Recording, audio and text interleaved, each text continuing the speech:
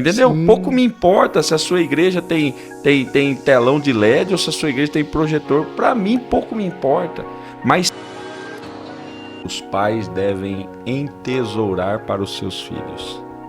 Sim. E quando a Bíblia usa essa expressão, a Bíblia está nos dirigindo a trabalhar com diligência para que os nossos filhos tenham uma estrutura que eles possam usufruir num tempo futuro.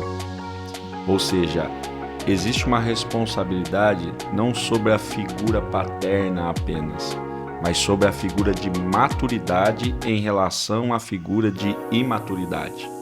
Quando a Bíblia diz que os pais entesouram para os filhos, ela está trazendo à tona, ainda que de forma implícita, uma realidade. É o ser maduro e responsável que trabalha nesse processo de crescimento do ser imaturo e irresponsável, para que ele, ao atingir a maturidade, tenha uma estrutura onde ele possa desenvolver-se e levar essa estrutura para algo ainda maior.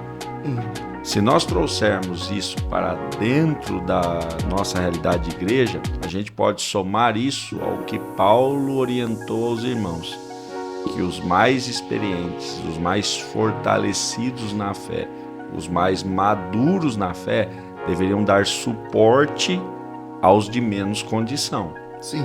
Então, pegando todo esse bojo que a gente tem na Bíblia Sagrada e trazendo para o nosso contexto de igreja, eu percebo que muitas vezes nós, os mais experientes, impomos pela força o nosso modelo aos menos experientes. Aquilo que Jesus falou sobre...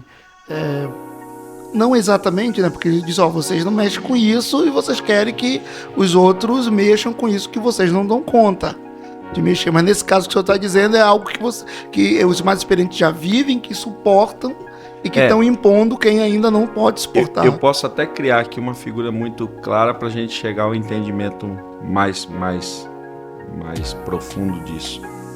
Eu tenho 44 anos, eu tenho um filho de 16. Então, de forma muito prática, você diria, o Pablo tem uma maturidade maior por conta do tempo de vida, das experiências, da responsabilidade. O filho dele tem menos experiência por conta do tempo de vida e das responsabilidades que ele carrega para essa fase.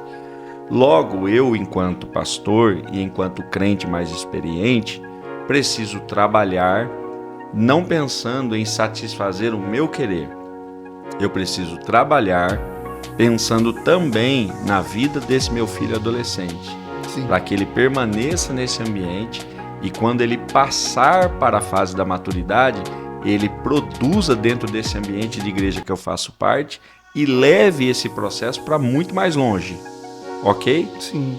Então, quando eu não tenho essa maturidade, eu vou olhar como pastor para o meu filho adolescente e dizer para ele assim: você vai ficar nessa igreja que eu estou e vai ser do meu jeito, porque eu estou aqui há mais tempo, eu tenho mais autoridade que você, e outra, eu sou pastor aqui, você é um simples membro adolescente. Então eu estou impondo pela força, usando a minha maturidade, a minha experiência para impor a ele o modelo que me agrada. Sim. Em detrimento dele estar sendo acolhido ou não nesse ambiente. Então, pela força, eu sacrifico meu filho adolescente no processo, mas contentei meu coração. É o que muita igreja está fazendo, é o que muito líder está fazendo. Ele olha para a geração de adolescentes e diz assim, eles estão querendo mudar algumas coisas, eles estão querendo transformar algumas coisas, mas nós estamos aqui há 90 anos, nós vamos fazer assim porque nós chegamos primeiro. Eles que se arrebentem, eles que morram, ou eles se adequam ou eles saem daqui.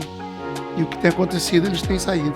Só que maturidade é eu olhar e dizer assim, espera um pouquinho, eu tenho capacidade, eu tenho condições, eu posso trabalhar mais arduamente para suportar a fragilidade dele.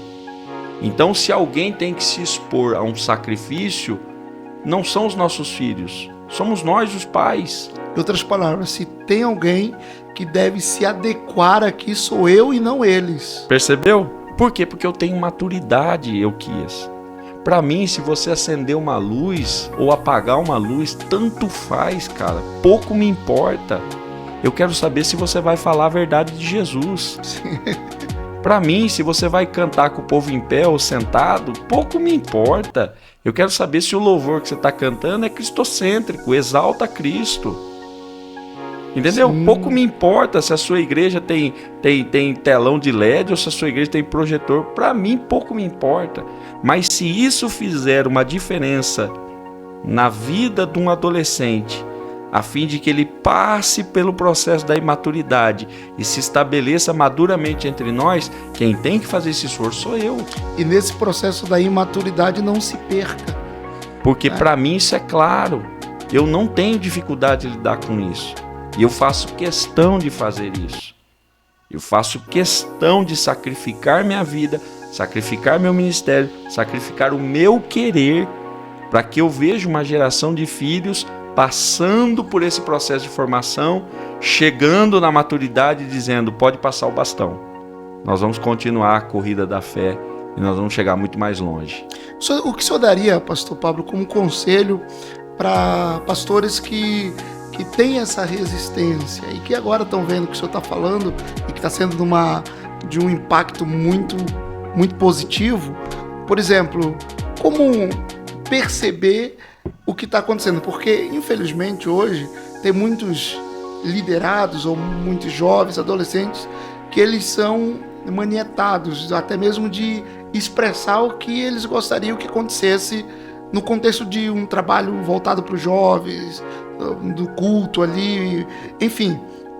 O senhor diria que esse líder, pastor, ele deveria reunir esses jovens e sentar para tentar entender um pouco melhor qual é a expectativa desse jovem, até para não perder esse jovem, para não sair da igreja? Eu falo que a gente precisava pastorear essa geração. E como fazer isso? Esse é o grande problema. Porque nós hoje temos apenas líderes.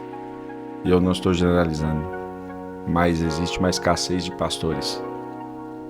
Muitos líderes dão voz de comando a partir do púlpito. Pastores estão junto com as suas ovelhas. Sim. E desde a criança mais nova da sua igreja até a pessoa mais experiente da sua igreja é sua ovelha. O problema é que a gente não trafega mais entre eles. O problema é que a gente só dá voz de comando a partir do púlpito e quer as nossas expectativas atendidas. O que foi acontecendo ao longo desse tempo é que foram criados os ditadores da fé. Esses caras dão a palavra de comando do púlpito e o povo embaixo faça.